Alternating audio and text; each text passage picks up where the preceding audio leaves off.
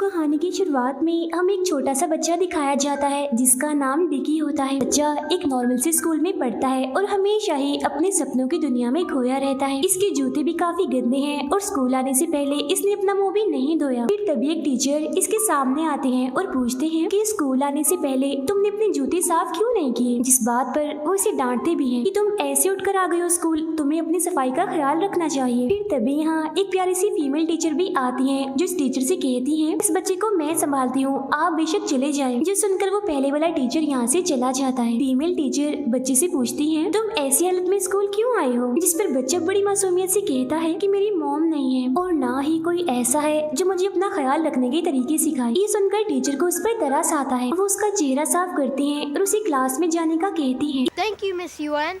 इसके बाद हम डिकी को क्लास में देखते हैं। फिर जब क्लास में टीचर होते हैं तो वो सबसे पूछते हैं कि आप सब अपनी अपनी जिंदगी में क्या बनना चाहते हैं, जिस पर कोई बच्चा आर्टिस्ट तो कोई डॉक्टर बनने का कहता है। लेकिन जब बारी आती है डिकी की तो टीचर बहुत ही मायूसी वाला चेहरा बना लेते हैं, जिस वजह से सभी बच्चे डिकी पर हंसने लगते हैं। डिकी बोलता है मैं गरीब ही रहना चाहता हूँ क्योंकि मेरे लिए अमीरी गरीबी कुछ नहीं है। मेरा मानना ये है कि इंसान की अच्छी आदत सबसे बढ़कर है। टीचर जो कि उसकी बात बड़े गौर से सुन रहे थे, उनके हाथ से पेन नीचे गिर जाता है। तब डिकी जल्दी से पेन उठाता है और टीचर को देने लगता है, लेकिन टीचर उसे डांट देते हैं और कहते हैं चलो तुम अपनी सीट पर जाओ। जिसके बाद वो अपनी सीट पर चला जाता है और टीचर उस पेन को टिश्यू से उठाते हैं। हम डिकी के डैड को देखते हैं जो मजदूर हैं। वो अपना काम कर रहे होते हैं और साथ ही अपने बेटे को भी याद कर रहे होते हैं। स्कूल में एक शरारती बच्चा जिसका नाम जॉनी है, उसने काफी महंगा रोबोट खरीदा होता है। सब बच्चे इस रोबोट को देख रहे होते हैं और तभी डिकी भी इस रोबोट को देखने आगे बढ़ता है, मगर जॉनी उसे पीछे कर देता है और कहता है पीछे हटो, इस रोबोट को तुम हाथ नहीं लगा सकते। फिर जॉनी एक और लड़की जो काफी ताकतवर थी उसका भी मजाक बनाता है,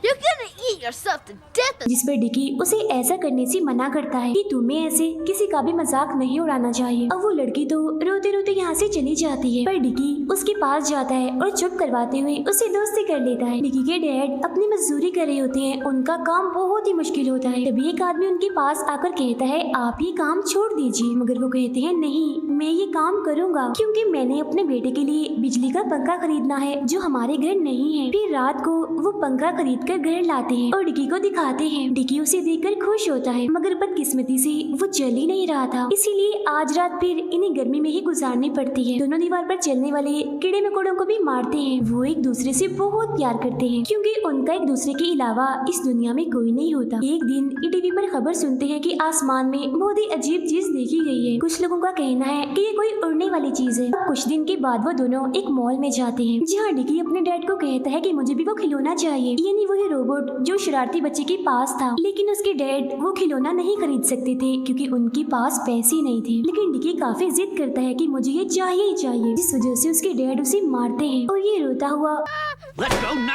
मॉल से बाहर चला जाता है, जहाँ वो टीचर भी थी जो उसे समझाते हैं कि तुम अपने डैड को तंग मत किया करो, उनकी हर बात माना करो, उनके पास जो कुछ भी होता है वो तुम्हें जरूर देते हैं क्योंकि वो आपके पापा हैं, आपका भला ही चाहते हैं। फिर रात को हम डिकी के डैड को एक ऐसी जगह पर देखते हैं जहाँ टूटी हुई फालतू चीजें फेंक दी जाती थी। वो उन चीजों में काम की चीजें ढूंढ रहे होते हैं। कुछ देर के बाद उनके पीछे एक अजीब सी चीज आहिस्ता से ऊपर उठती है। यहाँ पड़ा एक टीवी भी अपने आप ही चल पड़ता है। फिर जब वो घर आते हैं तो डिकी से कहते हैं मेरा बेटा नाराज है, मैं आपके लिए कुछ लाया हूँ। वो दरअसल उन चीजों में से इसके लिए एक खिलौना लाए थे, मगर वो इस खिलौने को लेने से मना कर देता है क्योंकि उसे अपनी बेइज्जती याद थी जो इसके डैड ने इसकी मॉल में की थी। वो अभी भी अपने डैड से नाराज था। फिर जब उसके डैड सो जाते हैं तो वो उठता है और उस खिलौने को ढूंढने लगता है क्योंकि वो ये देखना चाहता था कि उसके डैड क्या लाए हैं उसके लिए।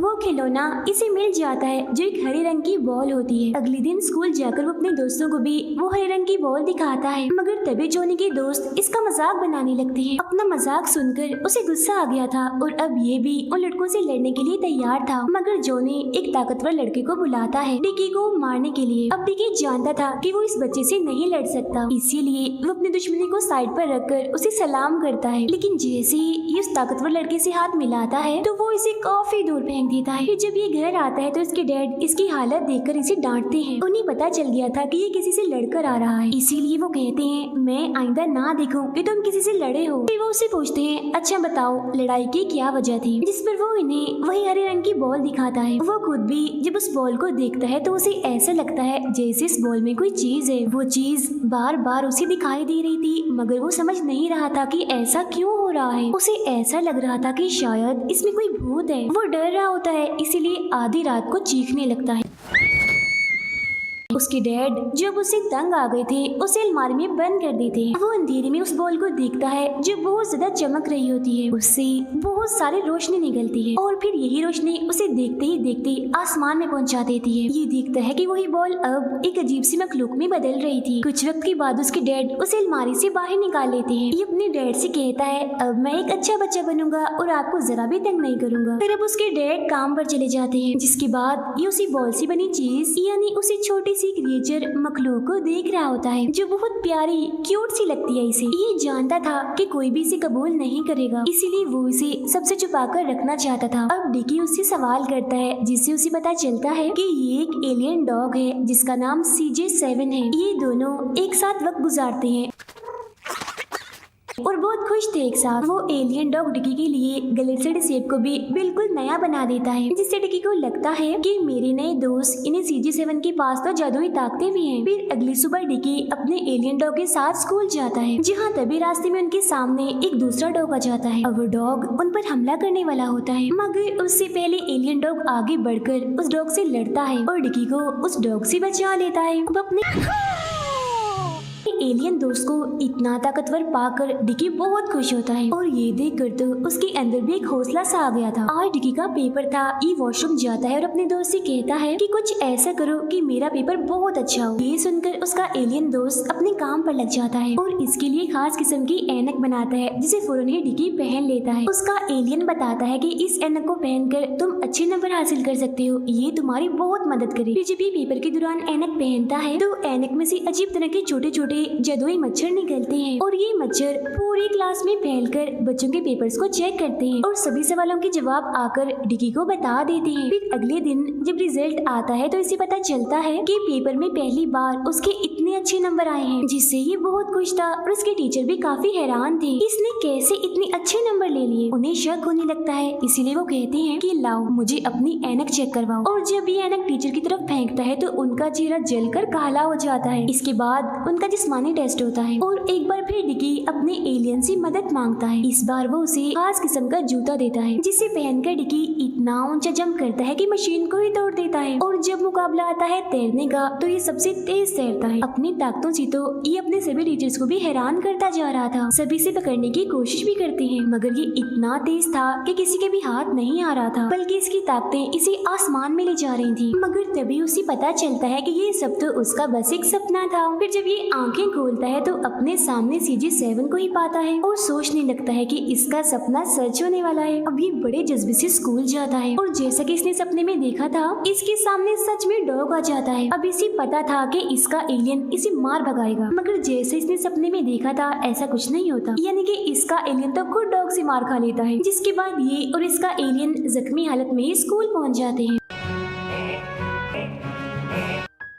अब जैसा कि सपने में देखा था आज हकीकत में भी इसका पेपर ही था। तभी अपने एलियन से कहता है प्लीज मेरी मदद करो ताकि मैं पेपर में पास हो जाऊं, अच्छे नंबर लूं, क्योंकि उसे लग रहा था कि क्या पता सच में उसका एलियन उसे ऐसी कोई ऐनक दे जिससे उसे सभी सवालों के जवाब मिल जाएं। अब यहाँ भी उसका सपना पूरा नहीं होता क्योंकि वो एलियन इसे कोई ऐनक नहीं बल्कि कोई गंदी सी चीज देता है। तो अब जाहिर है ये टेस्ट पास नहीं कर पाता। फिर अब ये अपने एलियन को सजा दे रहा होता है क्योंकि उसी की वजह से वो अपने पेपर में पास नहीं हो पाया। फिर जब जिस्मानी टेस्ट की बारी आती है तो वो दोबारा से अपने एलियन से मदद मांगता है कि प्लीज अब तो मुझे इतनी ताकत दे दो कि मैं अपने इस टेस्ट में तो पास हो जाऊं। लेकिन एलियन इस बार भी कोई चीज नहीं देता क्योंकि उसके पास ऐसी कोई भी जादुई ताकत नहीं थी। इस बार तो वो उसे पहले से भी ज्यादा अपनी वो गंदी चीज देता है जिससे जाहिर है डिकी काफी गंदा हो जाता है। सब लोग इसे धोने के लिए इस पर पानी पानी डाल रहे होते हैं, जिस वजह से उसे काफी शर्मिंदगी भी हो रही थी और एलियन पर गुस्सा भी आ रहा था। तब अपनी बेइज्जती का बदला लेने के लिए वो उसे कूड़े में फेंक देता है। फिर जब ये घर आ रहा था तो इसे एहसास होता है कि मैंने CJ7 के साथ अच्छा नहीं किया, क्योंकि उसने तो मुझसे कभी भी वादा नहीं किया था कि वो मेरी मदद करेगा। ये सब तो बस मैंने खुद ही सोच रखा था। इसीलिए वो वापस दौड़ता है अपने दोस्त को लेने के लिए, मगर तब तक कूड़े वाली गाड़ी उसके दोस्त को वहाँ से उठाकर ले जा चुकी थी। इस बात से वो बहुत दुखी होता है और रोते रोते घर जाने लगता है। घर पहुंचकर ये देखता है कि उसका एलियन दोस्त तो पहले ही घर आ चुका है। अब ये दोनों एक दूसरे से मिलते हैं, काफी खुश थे। फिर ये अपने दोस्त से वादा करता है कि मैं तुम्हें कभी नहीं छोड़ूंगा। फिर इसके डैड इस एलियन को चेक करने लगते हैं और पूछते हैं क्या इसके अंदर कोई बैटरी है, ये चलता कैसे है, काम कैसे करता है। फिर आधी रात को इसका एलियन दोस्त उसी पंखे को अपनी जादुई ताकत से ठीक कर देता है जो हमने पहले देखा था कि चल नहीं रहा था। तो इसका मतलब ये था कि उसके अंदर जादुई ताकत मौजूद थी। ऐसा वो इसीलिए करता है ताकि वो दोनों आराम से सो सके और इन्हें गर्मी न लगे। लेकिन क्योंकि उसने अपनी बहुत सारी ताकत लगा दी थी इस पंखे को ठीक करने में, इसीलिए वो काफी थक गया था। फिर अगले दिन जब डिकी स्कूल जाता है तो जॉनी इसके रास्ते में आ जाता है। जॉनी के साथ इसके बाकी दोस्त भी थे और अब वो डिकी से उसका एलियन लेना चाहते थे। वो अपने दोस्त को बचाने की कोशिश करता है, मगर जॉनी से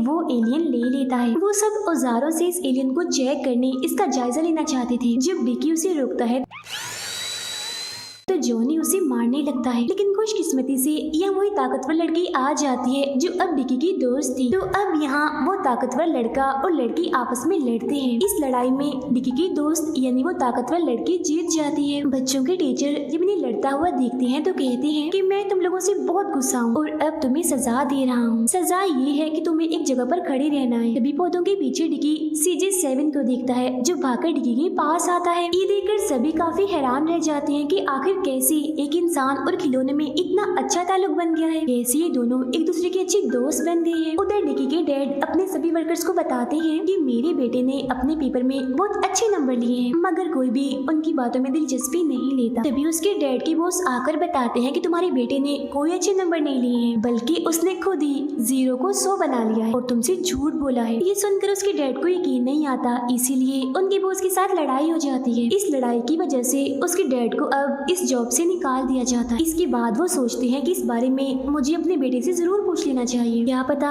बॉस ठीक कह रही हूँ और मेरे बेटे ने सच में खुद ही 100 नंबर बना लिए हों। तब उसके डैड डिकी से जाकर पूछते हैं You got a 0 and you changed it to 100. वो अपने डैड के सामने अपनी गलती मानता है और कहता है कि जी पापा मैंने नंबर चेंज किए थे ताकि आपका दिल ना टूटे। जिस पर उसके डैड को गुस्सा आ जाता है। वो कहते हैं कि मैं इतनी मेहनत करता हूँ ताकि तुम्हारी फीस भर सकूं और तुम मेरे साथ झूठ बोलते हो, मुझे पागल बनाते हो। तुम्हें अंदाजा भी है कि पढ़ाई कितनी अच्छी चीज है और ये एक ऐसी चीज है जो हमें गुर्बत से निकाल सकती है। फिर वो उसे सजा देने के लिए कहते हैं कि मैं तुमसे तुम्हारा CJ7 ले लूंगा। वो फिर ऐसा ही करते हैं, उससे उसका CJ7 ले लेते हैं, जिस पर इसे भी बहुत गुस्सा आता है।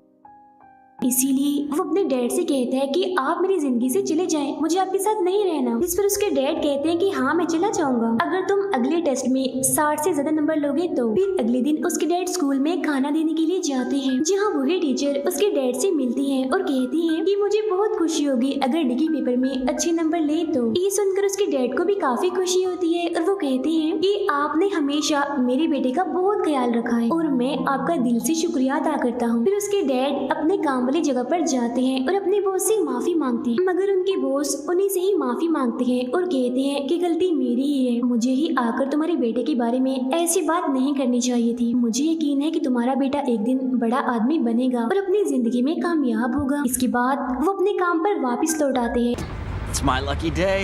और उन्हें यकीन होता है कि उनका बेटा एक दिन सच में कुछ करके दिखाएगा और बड़ा आदमी बनेगा। अब डिकी इतनी मेहनत करता है कि वो अपने पेपर में 65 नंबर ले लेता है और क्योंकि उसके डैड ने कहा था कि अगर तुम 60 से ऊपर नंबर लोगे तो मैं तुम्हारी जिंदगी से चला जाऊंगा, इसीलिए उसने तो नंबर ले लिए होते हैं। अब जब डिकी के डैड काम कर रहे थे तो इसी दौरान एक टैंक आकर उन पर गिर जाता है, जिससे वो काफी जख्मी हो जाते हैं, जिसके बाद उन्हें फौरन ही हॉस्पिटल ले जाया जाता है। अब डिकी को नहीं पता था कि उसके डैड के साथ ये अचानक क्या हो गया है। वो दुखी और मायूस होकर हॉस्पिटल में बैठा होता है, काफी परेशान था। तभी उसके टीचर उसके पास आते हैं और बताते हैं कि तुम्हारे डैड की मौत मौत हो चुकी है। Had an accident at work. ये सुनकर डिकी पूरी तरह से टूट जाता है क्योंकि उसके डैड के अलावा उसका इस दुनिया में कोई नहीं था। फिर CJ7 खुद को आजाद करके इसके डैड के पास जाता है। वो अपने जिस्म से ताकत निकाल कर उसके डैड को दोबारा से जिंदा कर देता है। इसके बाद हम देखते हैं कि डिकी अपने डैड के साथ है क्योंकि वो दोबारा जिंदा जो हो गया था। अपने डैड को दोबारा पाकर वो बहुत खुश होता है और उन्हें गले से लगा लेता है। डिकी रोकर उनसे माफी मांगता है और कहता है कि आज के बाद मैं मेहनत करूंगा और आपकी सारी बातें भी मानूंगा। और CJ7 जिसने इतनी ताकत लगाई थी वो काफी थक गया था, जिसके बाद वो कमजोर पड़ता पड़ता बेहोश हो जाता है। मतलब कि अब वो चलना बंद हो गया था। डिकी हर कोशिश करता है ताकि वो उसे होश मिला सके और वो दोबारा चल जाए, मगर ऐसा कुछ भी नहीं होता। इसके बाद वो अपने एलियन दोस्त को ऐसे ही अपने पास रख लेता है क्योंकि उसे यकीन होता है कि एक ना एक दिन उसका दोस्त दोबारा ठीक हो जाएगा। स्कूल में भी सब कुछ ठीक हो गया था और उस ताकतवर लड़के और उस लड़की की दोस्ती हो जाती है। डिकी को अभी भी यकीन था कि एक ना एक दिन वो अपने दोस्त की आवाज दोबारा जरूर सुनेगा। फिर तभी वो आसमान में एक स्पेसशिप देखता है जिससे उसके दोस्त में जान आने लगती है, जिससे डिकी खुश हो जाता है क्योंकि उसे ऐसा लग रहा था कि शायद मेरा दोस्त दोबारा से काम करना शुरू कर देगा। तभी हम देखते हैं कि एक प्यारी सी क्यूट सी चीज जो उसके दोस्त के जैसी ही थी वो उसके पास आ रही होती है। ये भी दरअसल एक CJ7 ही थी और ये अकेली नहीं बल्कि इसके पीछे हजारों CJ7 थे। ये असल में अचानक से हमारी जमीन पर आ गई थी। इसी के साथ ये फिल्म यहीं पर खत्म हो जाती है।